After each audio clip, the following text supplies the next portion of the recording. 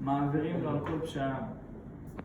יסוד שפעם אחת רשמנו אותו, שכתוב על כל פשעים תכסה אהבה. אמרנו, מה זה על כל פשעים? מה זה על כל פשעים? אדם עשה מלא פשעים, מה על כל הפשעים? על כל הפשעים, מה זה תכסה אהבה? מתי יגיע הקדוש ברוך הוא מצב שיגיע למצב שיביא אותו, כמו שאומרת גמרא מסכת יומא, דף פ"א, שאם אדם עושה תשובה מהאהבה, כל העבירות שלו הופכים לזכויות. איך יגיע למצב שאת התשובה שלו יעשה מהאהבה? גמרא מסכת יומא, איך להפוך הכל לזכויות? אלא שהאדם יודע שהקדוש ברוך הוא, כמו שאומר רבי נתן בשם רבי נחמן ברסלב בליקוטי מוהר"ן, שמי שמאמין שאפשר לקלקל, מאמין שגם אפשר לתקן. במה מתחיל? מי שמאמין. אם אתה מאמין, קודם כל מאמין. גם אם אתה מאמין לקלקל, שזה גם אמונה. גם אם האמונה בקלקול זה כבר אמונה. זה קלקול, אבל זה אמונה. לכן להאמין בעניין שהקדוש ברוך הוא הוביל אותך והוביל אותך לנקודה של ירידה, הוא הוביל אותך לדרגה לשבת בחושך, כמו שאומר ספר מיכה פרק ז' פסוק ח', כי ישב בחושך ומוריד. לשבת בחושך יש נקודה של אור. למה הקדוש ברוך הוא שם אותך בחושך? למה הקדוש ברוך הוא שם אותך בתוך הירידה הזאת? למה הקדוש ברוך הוא רוצה לגרום לך להאמין כמו שאתה יודע לקלקל, אפשר להאמין שאתה יכול לתקן? למה צריך להאמין שאנחנו מקלקלים? אנחנו יודעים שאנחנו מקלקלים. למה צריך להאמין שאפשר לקלקל? לאדם יש כוח גם בקללה וגם בברכה. יש לו חושך, יש לו ספר יצירה, הוא נכנס לאברהם אבינו, כתוב זה לעומת זה עשה השם, טוב מרע, רע מטוב, טוב מטוב, רע מרע. אדם צריך לדעת את היכולות של הקדוש ברוך הוא שהשם תמן והתמין בו. בעל שם טוב אומר, שנר השם נשמת אדם. אמרנו שמה זה הנר של הנשמה, שהאדם דווקא נמשל לנר. הנר זה בעצם אש. האש, אפשר למשול אותו ליצר הרע. ככל שהאש יותר חזק, זה אומר שיש לו יצר הרע יותר חזק. וככל שיש לו יצר חזק יותר, זה אומר שהוא יכול להגיע לחושך יותר. אבל אם הוא ישתמש באש ויתעמק קצת באש, מה מחיה את האש? רוח. כי אין אש שחיה בלי חמצן. כל אש חיה מהרוח. אם הוא ייקח בתוך האש הזאת וידע להכניס בתוך הרוח הזאת של הרוחניות שלו, וידע ללמד את עצמו הרוחניות, וידע ללמד את עצמו כוח של הרוחניות, לאט לאט הוא יעשה צעדים לקדוש ברוך הוא, והנר הזה והשלבת יבנה. שלבת ים, מה שנקרא מים רבים לרוקבות האהבה. והרי מה זה המים רבים האלה? המים רבים האלה זה התורה. אני שאלתי את עצמי שאלה, מים רבים? הרי אם זה תורה, ותורה הרבה זה מים, מים מכבים כל אש. נכון? מים רבים לא מכבות האהבה, אבל אם האהבה זה אש, מים מכבים את האש. אז איך אתה אומר שמים לא מכבים אש? כמו המלך, חכם באדם. אבל יש פה סוד. מים רבים לא יכולו לכבות את האהבה, אם זה אהבה של תאווה, אהבה של אש, אהבה של יצר הרע. ברור שמים יכבו את האש הזאת. כי הקדוש ברוך הוא דרך התורה, ושהיא נמשלת למים, יגיד לך זה לא אהבה. זה יכבה לך אותה. אשה.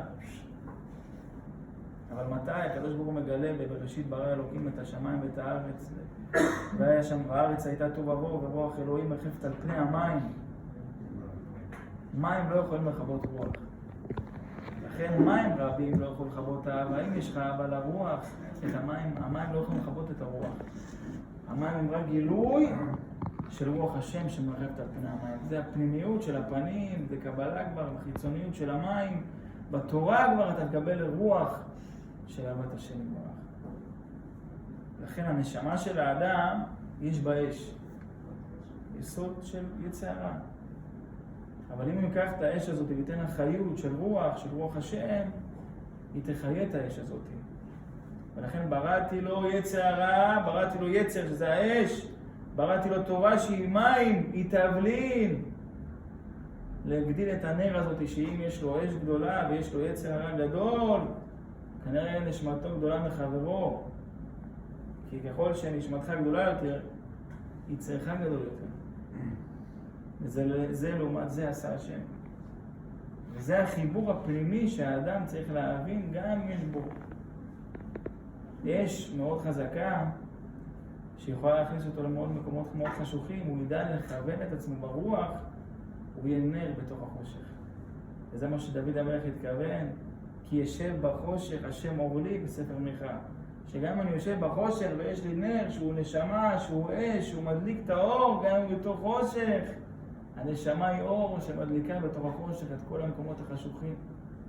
אם אדם יודע להדליק בתוכו, בתקופה הזאת של המלך בשדה, מה שאמרנו, שאסור לזלזל בתוך זה שעכשיו הקדוש ברוך הוא מוביל אותנו ליציאה שהמלך בשדה. כמה לא מובן מאליו שהאדם נכנס לחודש אלול, שאני לדודי ודודי לי, שיש מלך שנמצא איתך בתור המקומות הכי נמוכים בשדה. מה יש בשדה? עצים, מה יש? חיות, מה יש בשדה? מותר האדם מן הבהמה עין, כי הכל הבל. הכל הבל. ואתה ההבדל בינך לבין הבהמה, זה רק הנשמה שלך. אין שום הבדל בינך לבין החיה, אומר שלמה המלך. אין שום הבדל, לא היה הבדל, לא יהיה הבדל. חוץ מהנשמה הטהורה שצריכה לתת דין וחשבון לפני הקדוש ברוך הוא. ויש שאלה כמה האדם צריך לתקן את מידת הדין שבתוכו, את מידת האש שבתוך ליבו. אז אמרנו שיעור שעבר, קסם על שפתי מלך, משלי פרק ט"ז פסוק י', לא סתם אני אומר את זה. לא יעביל במשפט, אתה לא יכול לרמות את הקדוש ברוך הוא במשפט. את הקדוש ברוך הוא אתה לא יכול לרמות, אתה יכול לרמות שופטים פה, למדו כמה שנים. הקדוש ברוך הוא רואה אותך מההתחלה ועד הסוף, באמצע שלך, בסוף של השנה, בתחילת השנה, בתחילת היום, בסוף היום, באמצע היום, הוא רואה אותך כל הזמן. בוחן את הלב שלך ואת הכליות שלך. ולכן מה אתה צריך לפני הקדוש ברוך הוא? אומר הרי הקדוש קריאת שמע בעמידה לפני שאדם הולך לישון, אחד. זה הרי מבטיח, לא אני. עדיף בעמידה. אומר, מובטח לו שהוא מוחק מזיקים, ונראה לי שאנחנו צריכים למחוק מזיקים. מתקן את העוונות שלו, ושתיים, מסייע לעצמו לישון טוב יותר ולתקן את עצמו שהוא עולה לשמיים עם הנשמה שלו. גמרא מסכת בבא בתרא, 10 כוחות עליונים, אני אוהב לדרוש על זה, שיש ברזל, נכון? מה מכופף ברזל? זה אש. מה מכופף אש? זה מים. מה מכופף מים? זה רוח. מה מעל הרוח? תמיד אנשים טועים. זה גוף כולל רוח. רוח זה בית המקדש של האדם, זה גוף. לכן הגוף של האדם מחזיק את הרוח שלך כל החיים. מה מפיל את הגוף? שכרות. מה מפיל את השכרות? שינה. הכי קרוב למוות.